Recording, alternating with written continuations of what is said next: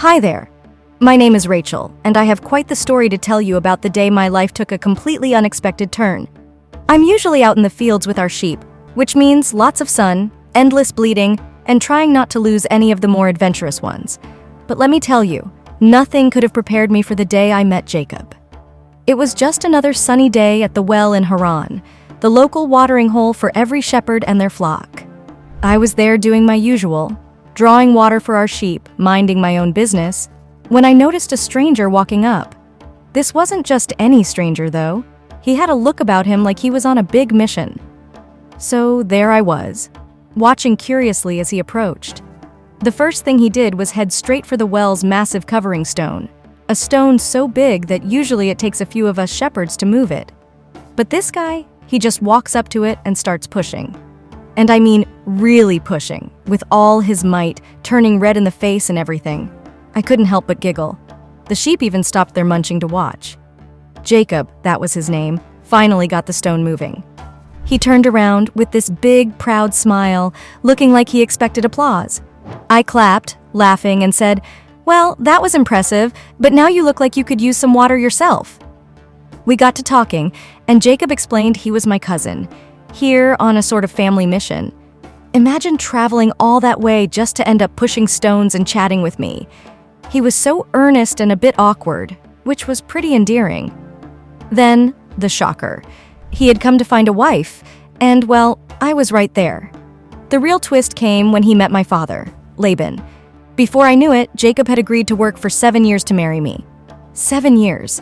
I thought, he must either really like me or really loves working with sheep. It was flattering and a little bit amusing, considering how quickly everything had happened. As Jacob settled into life in Haran, working alongside my father, who is quite the character himself, I couldn't help but wonder what those next 7 years would bring. Would Jacob keep up his enthusiasm? Could my father actually stick to his word? And me, well, I was caught between excitement and a whole lot of nervous laughter. Jacob dove into shepherd life with an enthusiasm I hadn't seen in anyone before. Every day, he was out there, rain or shine, looking after those sheep as if they were his own. He even named some of them, which was both adorable and kind of hilarious. There was Fluffy, Speedy, and Mr. Baba Black Sheep, who, by the way, wasn't black at all. During those years, Jacob and I grew closer. We'd steal moments between his duties, sharing laughs and dreams under the open sky. I loved seeing how dedicated he was, but I always teased him about how he was working harder at being a shepherd than he probably needed to. "All this for a wife?" I'd joke. "You could have just brought a nice bracelet instead of tending sheep." Then came the big day. The wedding day was buzzing with excitement. My father, Laban, was in high spirits, which should have been my first clue something was up. The celebration was grand, filled with dancing, music, and more food than even a flock of hungry shepherds could eat. However, as the evening went on, I noticed something odd. Laban was being extra dodgy, even for him. And when the time came for Jacob and his bride to be unveiled, surprise! It wasn't me standing there next to Jacob. It was my sister, Leah. Yes, my own sister.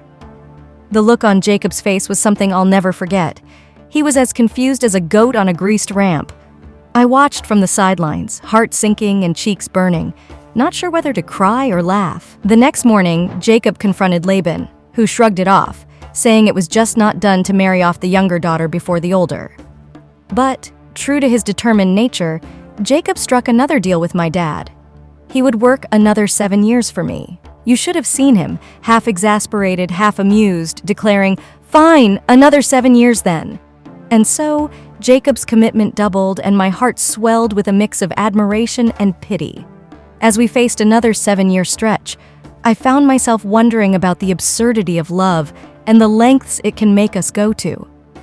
But with Jacob, somehow, I knew it was all going to be worth it. Jacob threw himself into the work, becoming as much a part of our land as the stones and trees. I spent those years watching him from a distance and up close, seeing the kind of man he really was. Despite the hard work and the long days, Jacob never lost his sense of humor. He would make up silly songs about the sheep and dance around to keep us all entertained. Even Laban, with all his tough exterior, Couldn't help but crack a smile now and then. Finally, the second set of 7 years came to an end. This time, there were no surprises. Jacob and I were married in a small, simple ceremony that was everything we hoped for. It was a clear night, the stars watching as we promised to stay by each other's side. It felt like the whole world was holding its breath, then letting out a sigh of relief along with us. Married life was as full of surprises as our courtship had been. We didn't just blend our lives, we blended our families, which now included Leah and her children with Jacob.